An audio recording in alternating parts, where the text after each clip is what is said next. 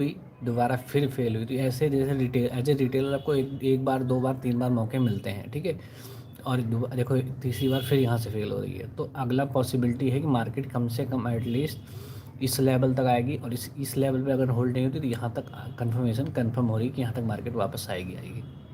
ठीक है। तो ये मार्केट कहीं ना कहीं पहले से आपको बता रही है, चार्ट बता रहा है, कैंडल पढ़ना आता है, तो वो चीज़ें आपको कंफर्म होती हुई मिल रही हैं, ठीक है, कंफर्म होते हुए आपको मिल रही हैं। तो ये चीज़ आपको खुद से सीखनी होगी, या फिर किसी के बताए हुए उस पे आपको चलना पड़ेगा, कि दूसरा कोई आपके पास ऑप्शन नहीं है, ठीक है। या तो खुद की एनालिसिस आप करते हो डेली बेसिस पे, समझते हो मार्केट को कि कैसे मार्केट काम करती है, आपको जैसे एक्सपीरियंस हो गया है तो उसको यूज़ कर सकते हो। देखो बहुत से ऐसे ऐसे लोग हैं इसमें जो स्कैम करके नए नए कोर्स बेच रहे हैं, किताबें तक लेके निकाल के ले रहे हैं। तो मैं वही सोचता हूँ कि इन्होंने कितनी ट्रेडिंग करी कि जो जैसे कि ये चीज़ें ऐसे बता रहे हैं। उनके सेबी ने भी उनके अगेंस्ट एक्शन लिया है, बहुत सारे ऐसे लोग हैं, ठीक है। लेट्स उसमें नहीं जाते हैं, ठीक है, अपने काम पे फोकस करते हैं। खैर, तो वही मैं कह रहा हूँ कि आपको अब इसमें देखना है कि डेली बेसिस पे अगर आप इंट्राडे ट्रेडिंग करना है तो इंट्राडे के लिए आपको सबसे सही है ऑप्शन कि आप ये इसको करते रहो, ठीक है। ये इंट्राडे के लिए ज़रूरी है कि आप डेली बेसिस पे ट्रेडिंग के लिए आओ मार्केट में, और थोड़ा सा आपको पहले से क्लियर करके आना है कि आज ऑप्शन ट्रेड करना है, स्टॉक ट्रेड करना है, क्या ट्रेड करना है। और अगर ऑप्शन करना है तो ऑप्शन के अकॉर्डिंग तैयारी आपकी होनी चाहिए, वो आपको करके आनी पड़ेगी, करके आओगे तभी आपके लिए बेनिफिशियल है, ठीक है। तैयारी ऑप्शन ये समझ लीजिए, मार्केट में जब आना है तो मार्केट में आपको डिसीजन मेकिंग जितना कम हो सके उतना कम रखो, उतना अच्छा है, क्योंकि पहले से आपको कुछ चीज़ें इसमें आनी, और कुछ रियल टाइम में आपको चार्ट के बेस पे डिसीजन लेने हैं। अगर आप ऐसा कर पाते हो तो बहुत जल्दी आप अच्छा पैसा इसमें बना पाओगे, ठीक है। रियल टाइम में आपको बहुत ज़रूरी हो जाता है, तो रियल टाइम में आप कितना कितना वो कर पाते हो उस पर बहुत कुछ डिपेंड करता है, ठीक है। इसलिए मैं कहता हूँ कि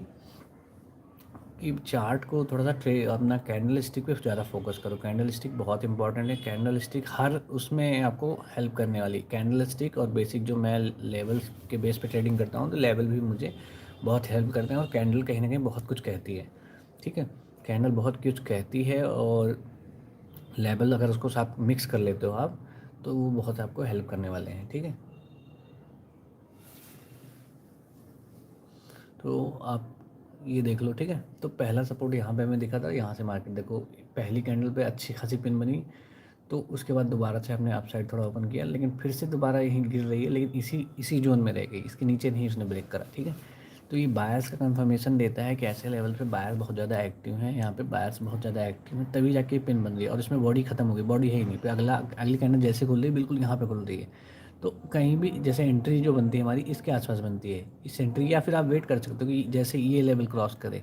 तब आप वेट कर सकते हो, तब आपको एंट्री लेनी है, तो उससे भी आप अच्छा पैसा कम टाइम में बना सकते हो, ठीक है। फिर आप वेट कर रहे हो कि दोबारा से जैसे इस लेवल में है कि ये बाइंग जोन हो गया, देखो ये बाइंग जोन हो गया, दोबारा से आ रही है, तो आप इस कंफर्मेशन पे एंट्री नहीं करना। एक को पिन जैसे यहाँ इस लेवल पे गिरती आ रही है, यहाँ से पिन बन रही है, पिन बन रही है, पिन, फिर देखो पिन वाली कैंडल ज़्यादा आ रही है इस लेवल, जैसे इधर इसके नज़दीक आ रही है, पिन पिन पिन का मतलब बनने का मतलब है कि ये जो रेड रेड कलर है, रेड के ऊपर बायर्स जब एंट्री कर रहे हैं तो वो पिन बन रही है, कि यहाँ पे जैसे रेड सेल ऑर्डर पंच हो रहे हैं अप साइड से, ऊपर से सेल ऑर्डर होते हुए आ रहे हैं, और नीचे से बाइंग कहीं ना कहीं बाय ऑर्डर पंच होते जा रहे हैं, बाय ऑर्डर पंच हो रहे हैं, तो बाय ऑर्डर पंच हो जितनी लंबी पिन उतना ज़्यादा स्ट्रॉन्ग,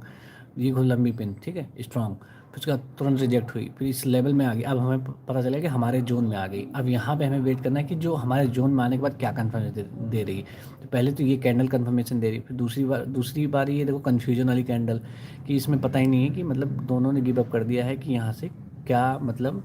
क्या किधर जाना ये नहीं पता। देखो बायर सेलर दोनों कन्फ्यूजन, दोनों का अप साइड ये क्रॉस टाइप का जो ये कैंडल बनी कंफर्म कर रही है कि इसमें पता नहीं किधर जाना है, ठीक है। तो ये एक कन्फ्यूजन हो गई, फिर दोबारा के बाद दूसरी बार हमें मौका यहाँ पे दिया जा रहा है, ठीक है। यहाँ पे भी आप एंट्री कर सकते हो रिस्क लेके, स्टॉप लॉस हंट मतलब हंट जो बोलते हैं स्टॉप लॉस का थोड़ा सा रिस्क रहेगा, लेकिन यहाँ पे जब ये ऐसी कैंडल बनी तो ये आपको कंफर्मेशन दे देती है दोबारा से आपको जो नेक्स्ट हमारा रेजिस्टेंस है वहाँ तक जाने के लिए। तो नेक्स्ट रेजिस्टेंस हम यहाँ पे बार बार रिजेक्ट हो रहे थे तो यहाँ तक हम आराम से जा सकते थे, ठीक है। तो ये कंफर्मेशन आपको मिल जाएगी, लेकिन ये इसके लिए आपको करना क्या होगा कि आपको चार्ट को देखना होगा, एनालिसिस करना होगा, कैंडल की अच्छी समझ होगी, जोन की अच्छी समझ होगी, तब आप भी ऐसा कर पाओगे और अच्छा प्रॉफिट कर पाओगे, ठीक है। तो कैंडल बाय कैंडल सीखने के लिए आप